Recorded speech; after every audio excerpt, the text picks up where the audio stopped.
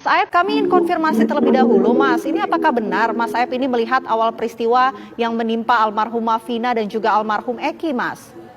Iya, saya kebetulan waktu itu melihat. Waktu itu bisa diceritakan, Mas, apa yang kemudian Mas Aep lihat? Waktu itu kebetulan keberadaan saya itu lagi di warung. Kebetulan ada sejumlah motor lewat, lalu dilempari batu. Samsuri mengenali Aep karena dulu sering menggunakan jasa cuci mobil tempat Aep bekerja. Itu Aep, dulunya saya pelanggan pencuci mobilnya dia. Dalam pengakuan Aep, saat kejadian sekitar pukul 10 malam, ia sedang membeli rokok di warung depan tempatnya bekerja. Namun Samsuri membantah ada warung rokok di saat kejadian 2016 silam. Ya kan dia kan ceritanya kan malam beli rokok depan bengkel. Kenyataannya nggak ada warung rokok.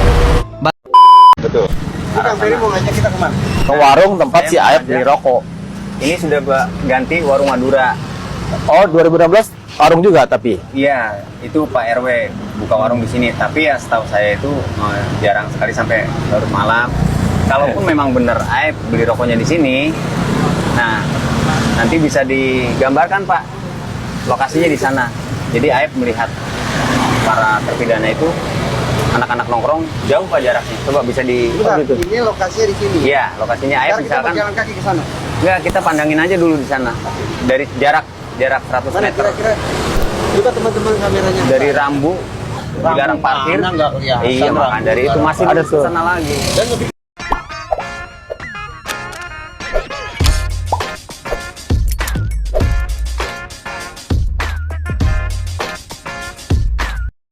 Baik sahabat sekalian, jumpa lagi bersama saya di channel ini, di mana pada kesempatan video kali ini saya akan mereaksi beberapa buah video masih terkait dengan kasus Vina Cirebon.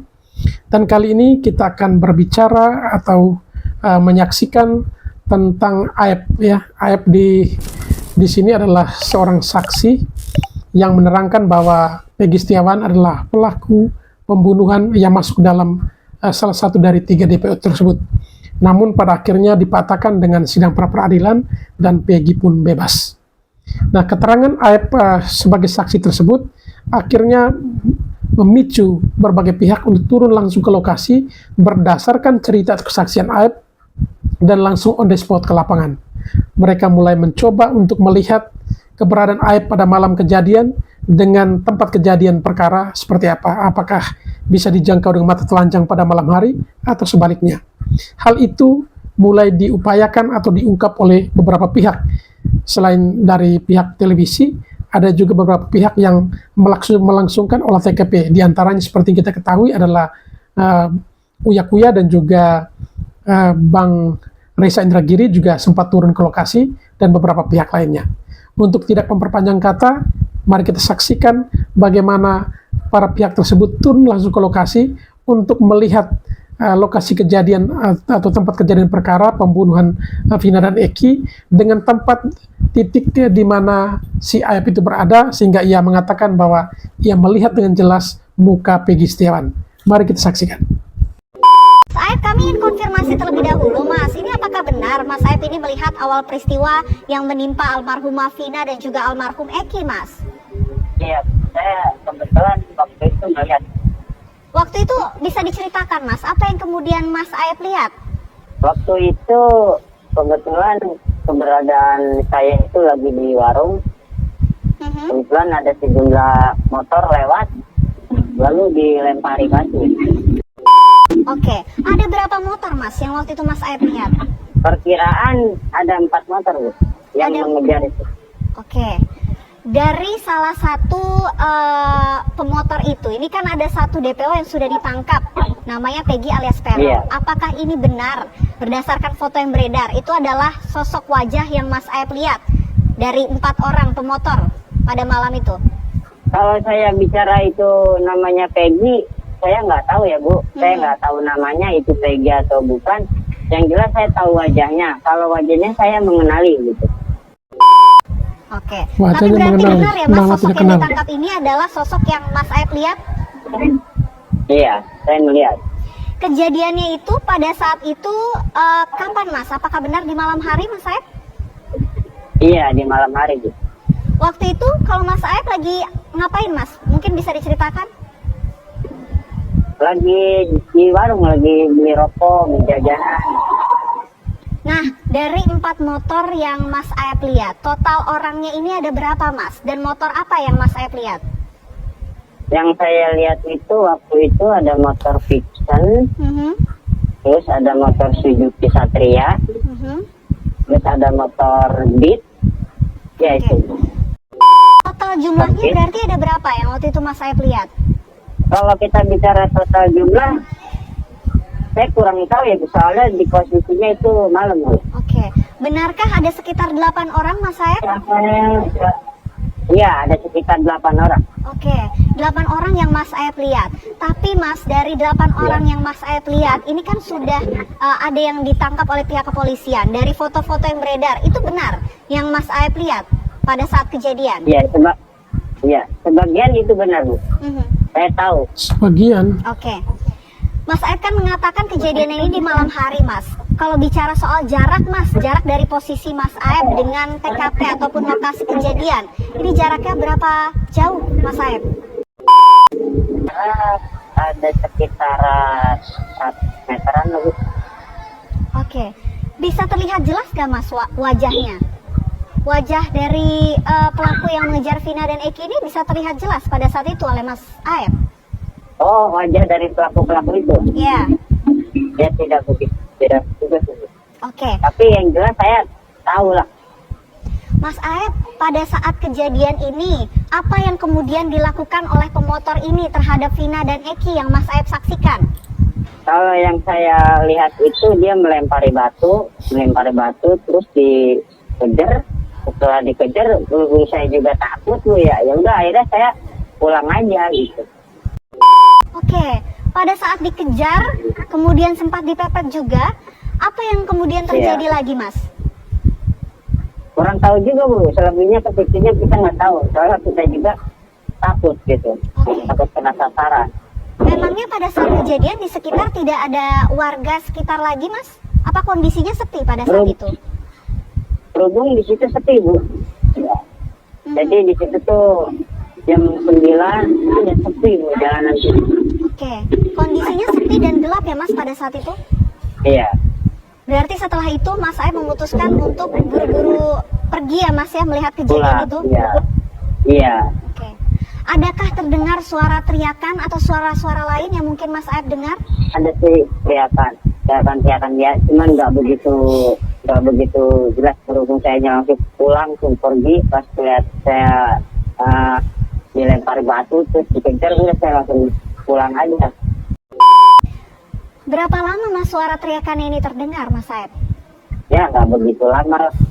Oke, Mas, ini kan ada salah satu pelaku yang sudah bebas bernama Saka Tatal ya, Mas, ya. Kalau Mas Aep mengenal wajahnya atau memang mengenal sosok Saka Tatal ini nggak, Mas? Ya, mengenal wajahnya, Bu. Wajahnya, itu benar salah satu dari 8 pelaku pada saat malam itu, Mas? Pas waktu penangkapan itu Saka Tatal tuh nggak ada, Bu. Oke, baik. Mas Aep, ini kan polisi telah Ya, membawa Mas Aep sebelumnya untuk kemudian dimintai keterangan sebelum kasus ini kembali dibuka. Ya. Apakah Mas Aep pernah Ya. dimintai keterangan oleh pihak kepolisian sebelumnya, Mas? Pernah, Bu. Oke, apa yang waktu itu Mas Aep sampaikan ke pihak kepolisian? Waktu itu saya dimintai keterangan di Polres, ya, di Polres Cirebon Kota. Oke, itu Ya. kejadiannya kapan, Mas? Kejadiannya 2013. Oke, berarti terakhir memberikan keterangan 2016 ya. Kalau baru-baru ini juga, apakah Mas Aep juga sempat memberikan keterangan atau dimintai keterangan lagi oleh pihak kepolisian? Kemarin, Bu, saya dimintain keterangan tambahan lagi dari Polda. Kebetulan dari Polda langsung menghampiri saya di sini di Cikarang. Saya dimintain keterangan. Oke, berarti waktu persidangan juga, Mas, apakah sempat memberikan keterangan, Mas Aep? Waktu persidangan belum, Bu, belum pernah. Sempat dipanggil pada saat persidangan, Mas? Sempat dipanggil, cuman saya nggak ini. Mas Aep, ini kan waktu kejadian Mas Aep katakan kondisinya sepi dan juga gelap ya, Mas, ya. Mas Aep bisa melihat dengan jelas wajah dari 8 orang ini, Mas? Kurang begitu jelas ya, yang jelas dia kurang begitu jelas, yang jelas saya tahu gitu. Oke. Kelihatan lah gitu ya. Oke, baik, terima kasih banyak. Samsuri mengenali Aep karena dulu sering menggunakan jasa cuci mobil tempat Aep bekerja. Aep, saya pelanggan pencuci mobilnya dia. Dalam pengakuan Aep, saat kejadian sekitar pukul 10 malam, ia sedang membeli rokok di warung depan tempatnya bekerja. Namun Samsuri membantah ada warung rokok di saat kejadian 2016 silam. Dia kan ceritanya kan malam beli rokok depan bengkel. Kenyataannya nggak ada warung rokok.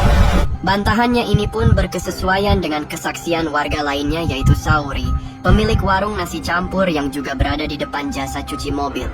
Sauri menegaskan ia hanya berjualan nasi, tidak berjualan rokok. Jualannya adalah nasi. Lagi pula saat maghrib sudah tutup seperti biasa. Buka jam 6 sampai jam 4 sampai jam 5. Sebelumnya warga lainnya Ferry tak habis pikir dengan nyanyian sumbang Aep, sang saksi kunci polisi ini. Pasalnya, tahun 2016 silam hanya ada satu warung rokok di Jalan Saladara ini yang terbilang jauh dari lokasi kejadian, hingga hanya mata super tajam saja yang bisa melihat wajah para terpidana dengan jelas, terlebih lagi di kegelapan malam. Netizens pun sampai menduga jangan-jangan Aep juga punya kemampuan melihat warung gaib. Betul. Ke warung tempat si Aep beli rokok. Ini sudah gua ganti warung Madura. Oh, 2016 warung juga tapi? Iya, itu Pak RW buka warung di sini. Tapi ya setahu saya itu jarang sekali sampai larut malam. Kalaupun memang benar Aep beli rokoknya di sini, nah nanti bisa digambarkan Pak lokasinya di sana. Jadi Aep melihat para terpidana itu anak-anak nongkrong jauh Pak jaraknya. Coba bisa di ini lokasinya di sini. Iya, lokasinya Aep misalkan. Jalan kaki ke sana. Enggak, kita pandangin aja dulu di sana. Dari jarak 100 meter. Kita teman-teman kameranya dari Rambu jarang parkir.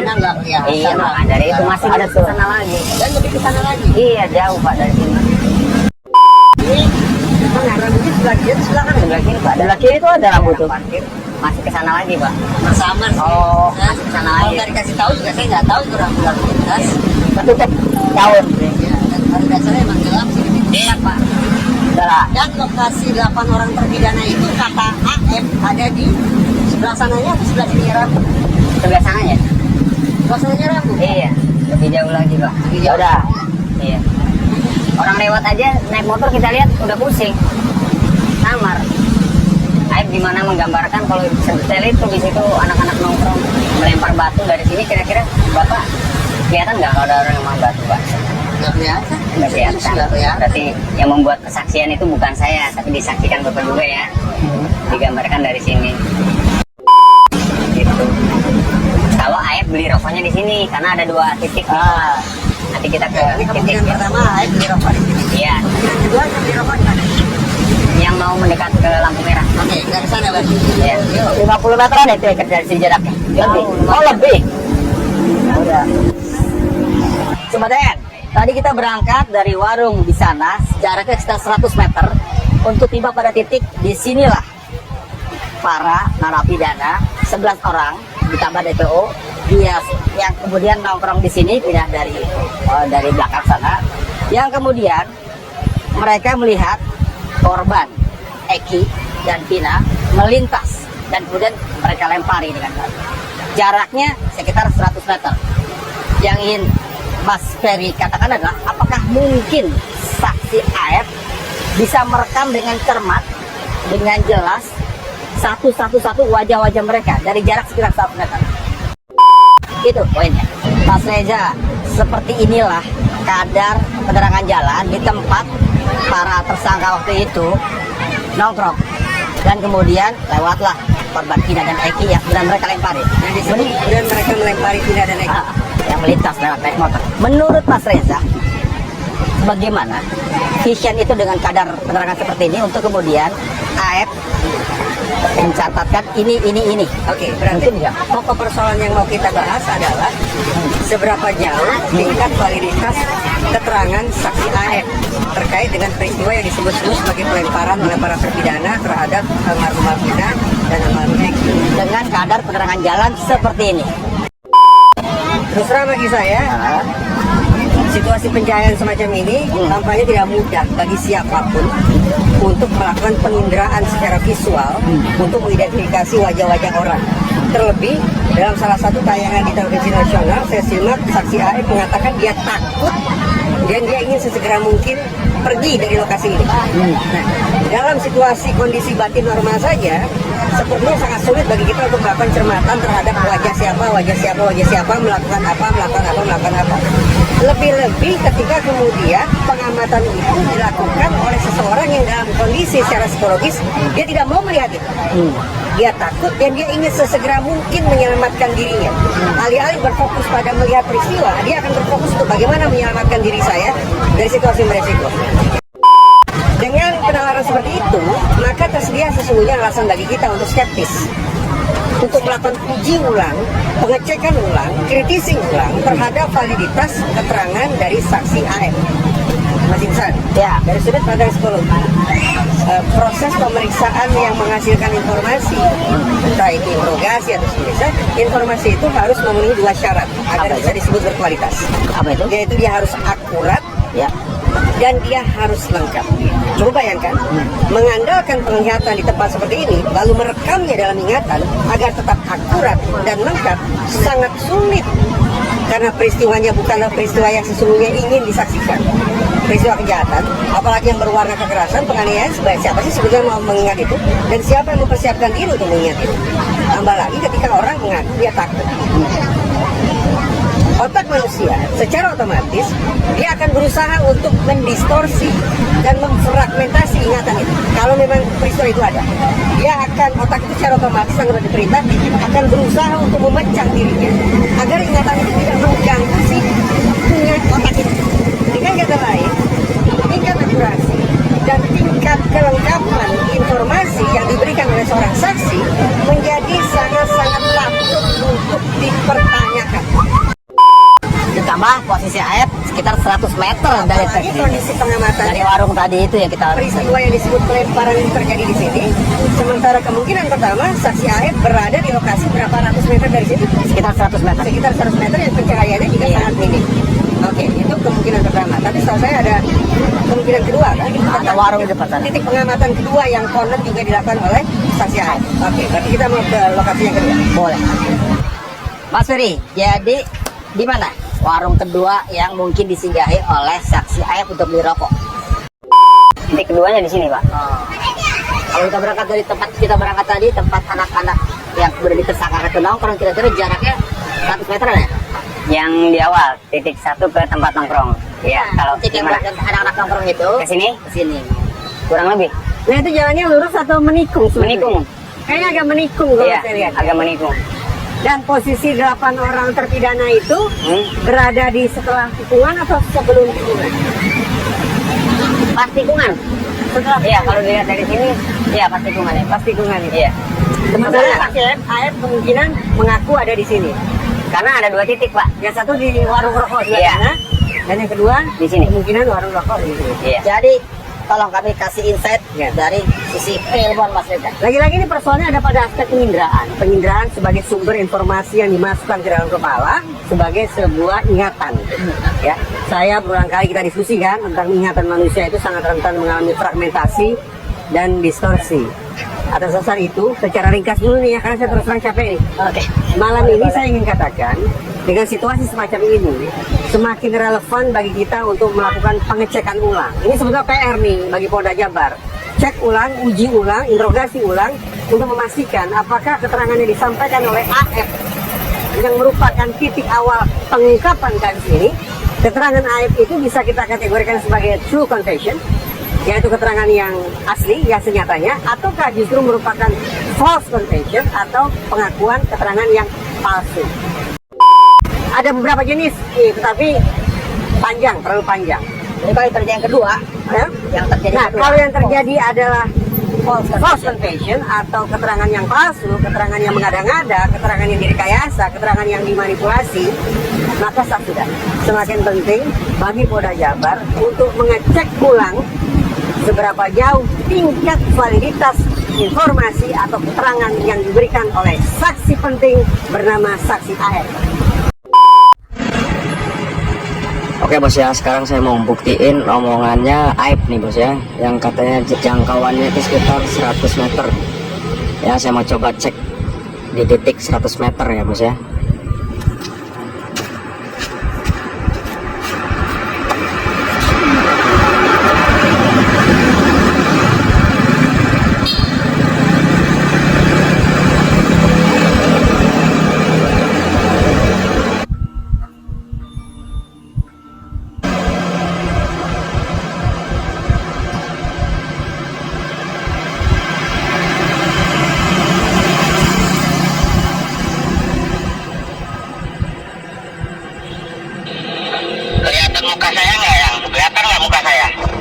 Enggak.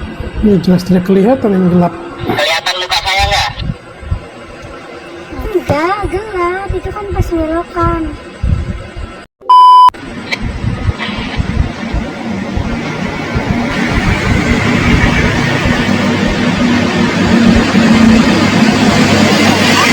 Kelihatan apa enggak? Enggak, itu pas tikungan. Cuma kelihatan motornya aja. Oke, yuk.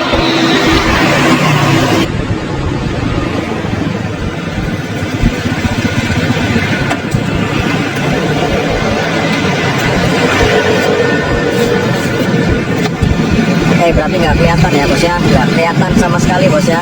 Jadi 100 meter yang dinyatakan oleh Aib itu palsu ya.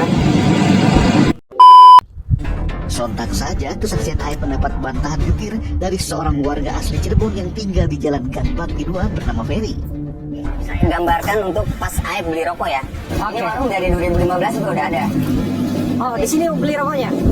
Nah, makanya kesaksian Aib kan kita nggak tahu dari sebelah mana Aib beli rokok. Nah, ini warungnya dan itu TKP-nya, TKP pas anak-anak nongkrong. Oke. Jadi bisa dilihat ya, dari sini ke sana. Anda menduga warung yang mana disebutkan Aib melihat ada pergerakan, ada aktivitas para pemuda itu dari sini? Karena nggak ada warung lagi. Kan ada yang di depan. Ya makanya kan nanti coba, nggak bukan, itu tutup semua. Jam berapa? Jam 4 juga udah tutup. Jam 4 sore? Iya, maksimal jam 5 udah tutup. Karena lampunya nggak ada mas, nggak ada arus listrik ke situ. Jadi saya tuh menggambarkan kalau Aib beli rokok di sini. Ini kayaknya ini ya, ini gantian Aib yang mau masuk sel ini. Kalau memang polisi benar-benar tegas, Aib itu udah masuk sel. Bener kata Pak Susno Haji itu ya. Aib ini, aku yakin kalau Aib nih ya saksi palsu. Sekarang kan udah terbukti ya, si Peggy Setiawan udah keluar. Nah sekarang ya, tolong ya pengacaranya Peggy Setiawan itu ya, tolong tuh Aib dilaporin. Laporin aja, langsung aja laporin ke Mabes Polri sana. Kalau polisi tegas, memang harusnya Aib itu udah masuk sel. Iya, biar gantian dia, biar ngerasain dia. Itu kan saksi palsu. Saksi palsu itu bisa kena pidana. Jangan macem-macem. Kok macem-macem? Udah itu saksinya, pengacaranya Peggy Setiawan tuh. Tolong dilaporin ke Mabes Polri itu Aib ya. Biar moncrot itu. Orang kayak gitu jangan dikasih hidup.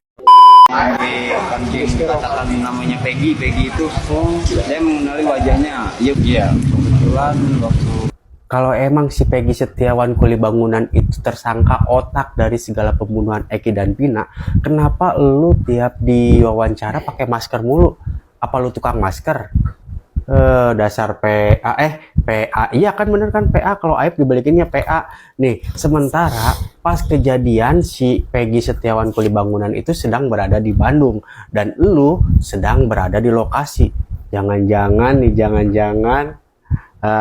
lu terlibat lu PA lu, ya kan? Jadi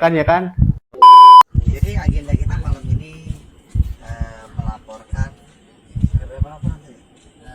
3. Ada 3. Pertama adalah Aib dan Dede. Terus satunya? Satunya Liga. dasar apa, Pak? Oke, saya bantu jelaskan ya. Jadi, dalam rangkaian cerita, orang yang paling memberatkan Saka itu adalah Sudirman. Betul, Saka? Yang mau kita laporkan itu Sudirman, tapi berhubung Ibu Titin pengacaranya itu Sudirman juga, lalu udah dicabut kemarin dan dia mau menggunakan kembali, Ibu Titin keberatan kalau kita harus melaporkan Sudirman. Nah, oleh karena itu, oke, Sudirman kita tunda dulu deh, karena Bu Titin ngancam akan keluar membela Saka kalau dia melaporkan Sudirman. Bagaimana kita menemukan hukum kalau kita tidak membuat laporan pidana? Jadi malam ini Bang Krisna dan kita tim dari Jakarta, pada Bang Yasin semua, kita mengambil keputusan untuk melaporkan Aep dan Dede. Kemudian Liga Akbar. Kenapa dilaporkan Liga Akbar?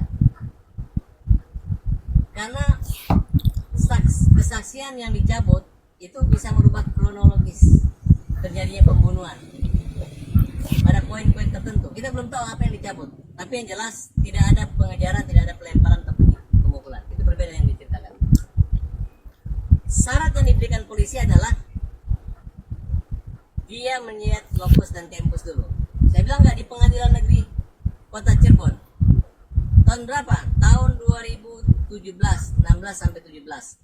Baik di kepolisian maupun di pengadilan. Sedangkan Aep dan Dede tidak pernah hadir di pengadilan. Apakah dia mampu melihat dengan jarak 100 meter dengan menyebutkan satu persatu nama? Kalau dia jentel harusnya dia hadir. Kenapa jaksa tidak menghadirkan saksi tersebut? Sementara bahwa laporan dimulainya oleh siapa namanya? Rudiana itu berdasarkan keterangan Aep dan Dede. Itu awal mulanya dibuka laporan itu. Tapi kenapa jaksa tidak menghadirkan dua saksi? Nah, kenapa saya berani buat laporan? Karena kita memiliki bukti BAP dan semuanya. Ya, ada BAP ya. Dipegang sama Bu Titin kan? Ya, ada BAP-nya. Sampai sekarang Bu Titin nggak datang. Ya. Kita tunggu Bu Titinnya nggak datang. Jadi pun disembunyikan tidak ada masalah. Ya, kalau disembunyikan. Karena polisi masih punya kopi. Tapi saya membawa bukan pada saat BAP, karena BAP itu sudah dicabut. Yang saya bawa adalah putusan pengadilan negeri yang sudah berkekuatan hukum. Oleh karena itu, polisi sekarang masih menyelidiki dan masih mempelajari berkas. Saya katakan kepada polisi, nggak usah dipersoalkan, Pak. Kita nggak menyerang polisi. Kita hanya ingin keadilan aja. Karena kesaksian mereka inilah yang membuat klien kami sengsara dan sampai sekarang masih status sebagai narapidana.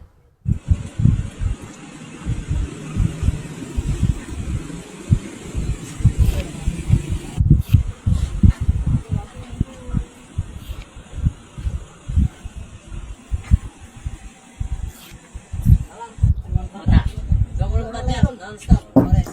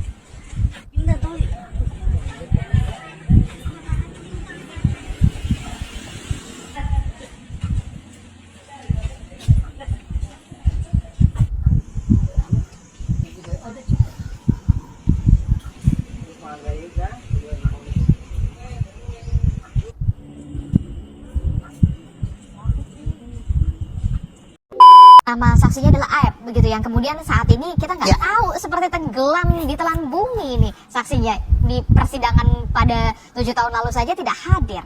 Bagaimana ya? Ya, ini harus dijawab oleh Polri, harus dicari sampai ketemu, periksa lagi dia untuk mempertanggungjawabkan keterangannya karena dari mulut Aep lah masuk dalam penjara 8 orang. Kemudian Peggy Setiawan masuk, tapi baru sampai batas tersangka. Nah, kalau mencari Aep saja tidak bisa, apalagi mencari pelaku yang sebenarnya. Ayo buktikan itu.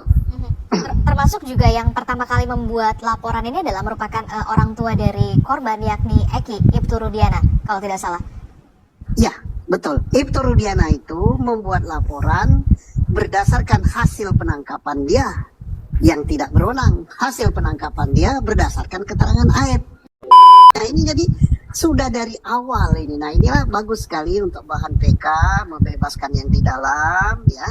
Tapi yang kemudian menjadi kejanggalan adalah ketika bukti telepon seluler dari Vina ini dikembalikan, tidak ada bukti chat pada saat di chat di telepon genggamnya Vina ini, tidak ada bukti chat antara percakapan Vina dan juga Eki, itu tuh nggak ada. Tidak ada, semua tidak ada, semua sudah terhapus. Sepertinya terhapus itu. Jadi itu yang kita pertanyakan, tapi karena pada saat itu memang pihak keluarga tidak menggunakan kuasa hukum sama sekali, semuanya diwakili oleh Pak Rudiana. Dan pihak keluarga tidak mengerti hukum, jadi ya menurut apa kata Pak Rudiana pada saat itu. Ini tadi Rudiana, Ibtu Rudiana kan dari awal dia pelapor, dia yang mendampingi korban, dia buktinya sama dia semua. Kenapa Rudiana ini selama kita pra-peradilan nggak pernah muncul dan tidak berbicara? Nah, ini kan harusnya pihak kepolisian atau Kapolri yang juga menjadi pimpinan tertinggi dari Pak Rudiana ini bisa memanggil dan memberikan statement, diperiksa begitu. Apa sebenarnya dasar laporan itu, bukti apa yang diberikan. Salah satunya tadi ya, kalau sampai ada alat bukti yang dihapus, CCTV yang dihapus, itu obstruction of justice, itu menghalang-halangi penyidikan, itu semua harus diperiksa. Tadi kuasa hukum menyatakan ada kecurigaan penghapusan terhadap BBM. Dulu kan masih BBM Messenger ya. Jadi bisa dilakukan pemeriksaan untuk membuktikan adanya obstruction of justice, penghapusan barang bukti, menghilangkan barang bukti, begitu. Jadi saya sependapat dengan Mas Reja ini begitu. Aib baik-baik saja. Saya sudah tanya penyidik. Dia ada di Bandung. Tidak ada. Bismillahirrahmanirrahim. Saya akan coba tanggapi video Rasman Botak ya. Katanya Aib itu baik-baik saja ada di Bandung, lagi disembunyikan oleh penyidik. Kira-kira Aib ini disembunyikan oleh penyidik buat apa? Buat apa disembunyikan? Ya, kemarin Pak RT disembunyikan, sekarang Aib disembunyikan. Untuk apa itu Aib disembunyikan oleh penyidik? Ya, ini bangsatnya otak-otak para penyidik ini. Ya.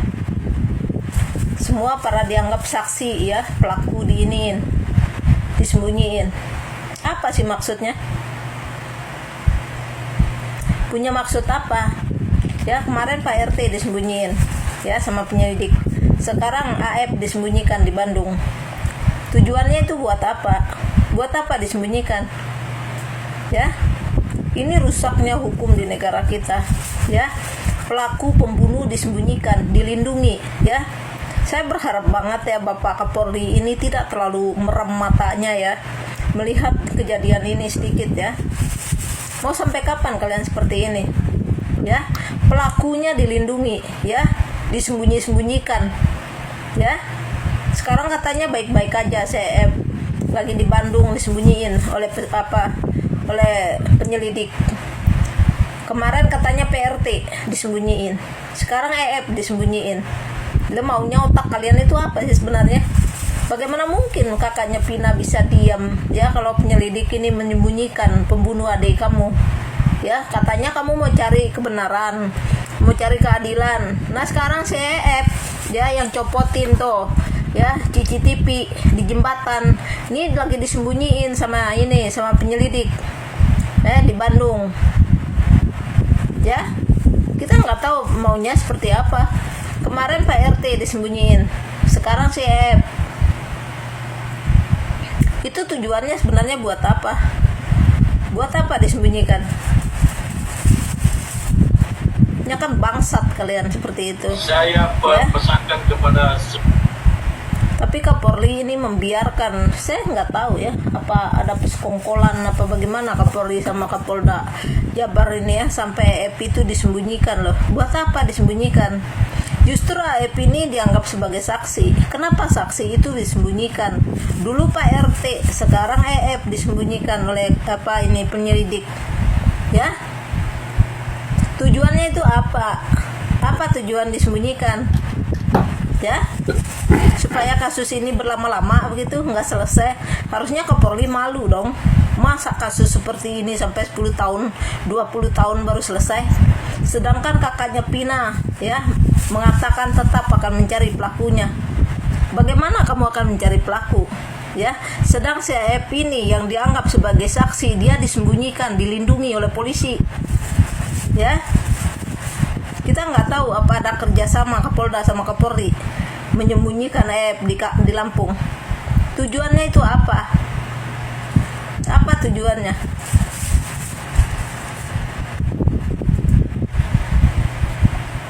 Kenapa kalian tidak jujur?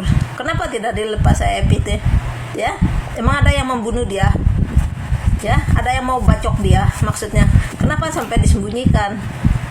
Ya, harusnya Bapak Kapolri ini ada suara ya. Jangan permainkan hukum di negara kita ini ya. Bagaimana negara akan maju kalau hukum rusak di tangan kalian sebagai Kapolri ya? Kan nggak mungkin Kapolri ini nggak tahu bagaimana kelakuan Polda, bagaimana ya, Kapolda juga nggak mungkin nggak tahu ya bagaimana kelakuan penyelidik.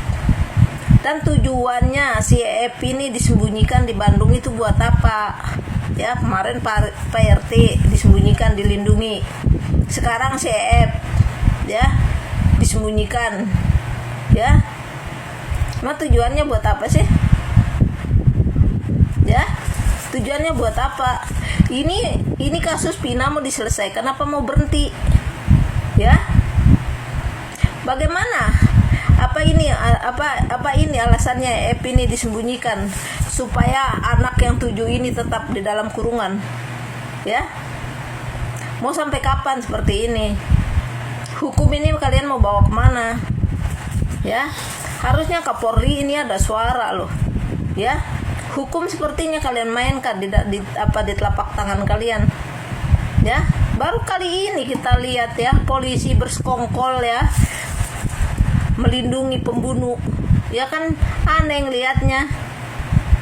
Ya, biasanya pembunuh harus ditransaksi, harus dipertanyakan ya. Tapi ini malah dilindungi oleh polisi. Ya. Dan terus kakaknya Pina diam-diam aja dengar berita seperti ini. Apa benar Kapolda Jabar ini kerja sama Listio Sigit ya sebagai Kapolri menyembunyikan pembunuh, melindungi pembunuh ya dari masyarakat ya, dari media. Kok bisa seperti itu? Kemarin katanya PRT ya dilindungi, disembunyiin dari media. Sekarang AF disembunyikan dari media. Mau sampai kapan? Kasus Pina ini mau diselesaikan apa enggak? Ya. Apa ini cara kalian ingin menangkap anak yang 7 itu, kalian siksa di sana?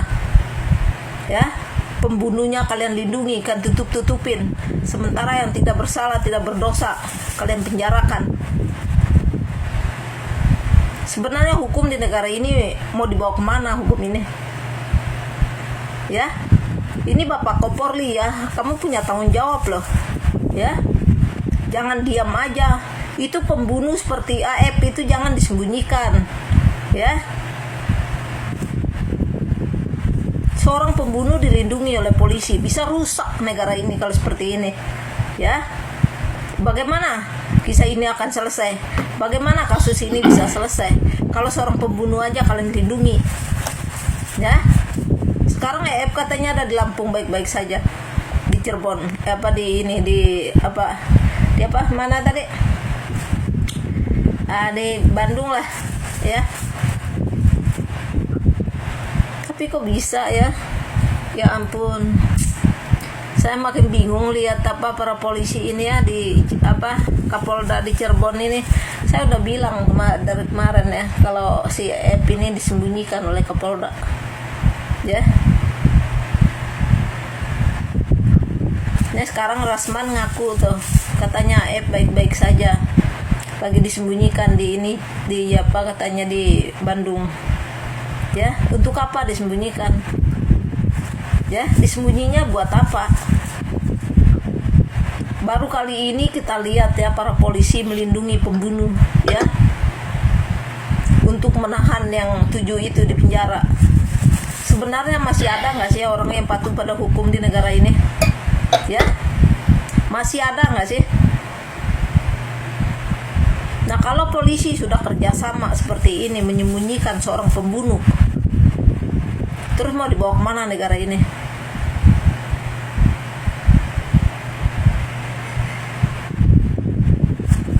Di mana hukum akan diletakkan? Gak mungkin dong ada seorang polisi melindungi seorang pembunuh. Ya, si Aep ini aja kunci adalah ininya, ya, yang harus dipertanyakan, dipertanggungjawabkan omongannya, ya, supaya anak 7 itu bisa keluar, ya. Nah, sekarang malah dilindungi oleh polisi, ya, disembunyikan di ini di Bandung. Ya, kecacat banget, ya. Masih ada nggak di negara kita apa orang-orang yang ini hukum tentang negara kita, ya? Kenapa seorang pembunuh seperti Aep ini disembunyikan di Bandung?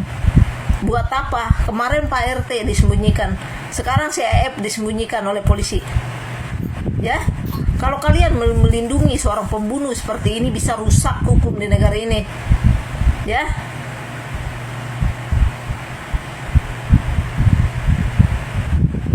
Kok ada ya seorang polisi melindungi pembunuh seperti ini? Kan kacau banget otaknya.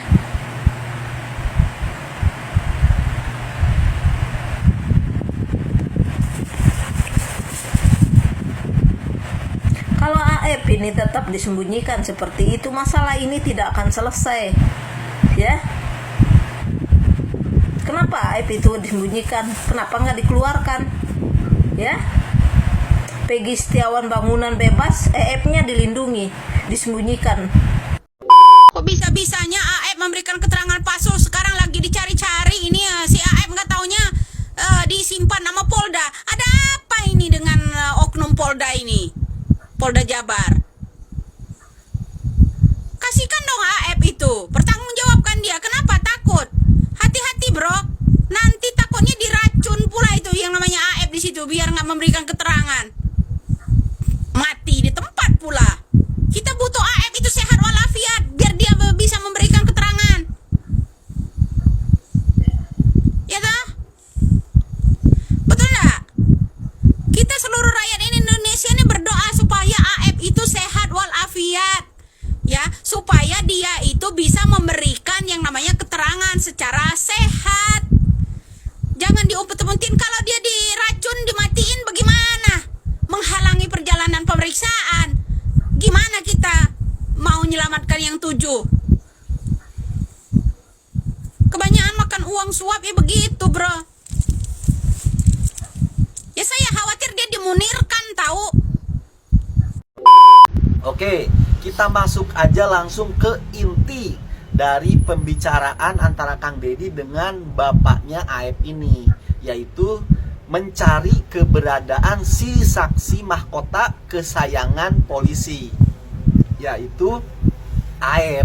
Menurut pengakuan dari bapaknya Aep itu 2 hari di Cikarang, kemudian ke Polda. Ini bahasa langsung bapaknya ya, dia tuh ke Polda gitu. Kang Deddy pun bertanya, nah kok tinggal di Polda gitu loh, kan gitu. Siapa kok dia kan bukan tahanan tapi tinggal di Polda. Nah, menurut penuturan pengakuan bapaknya, jadi Aep ini diantar jemput, ada yang ngejemput. Dan tinggalnya di mana? Kata Kang Deddy kan begitu. Nah, kata pengakuan bapaknya, jadi si Aep ini dikasih kos-kosan. Baik sahabat sekalian, demikianlah beberapa buah video yang coba kami reaksi pada kesempatan kali ini terkait dengan Aep, saksi mahkota yang saat ini yang dinilai mampu untuk mengungkap kasus pembunuhan Vina Cirebon yang sebenarnya seperti apa. Karena tinggal Aep inilah yang bisa diharapkan untuk bisa paling tidak memberikan statement untuk bisa menyelamatkan 7 terpidana lainnya. Baik sahabat sekalian, barangkali ingin berkomentar, silakan tulis komentar di kolom komentar sebanyak-banyaknya. Dan saya mohon undur diri dari hadapan sekalian, sampai berjumpa kembali di video kami selanjutnya. Terima kasih.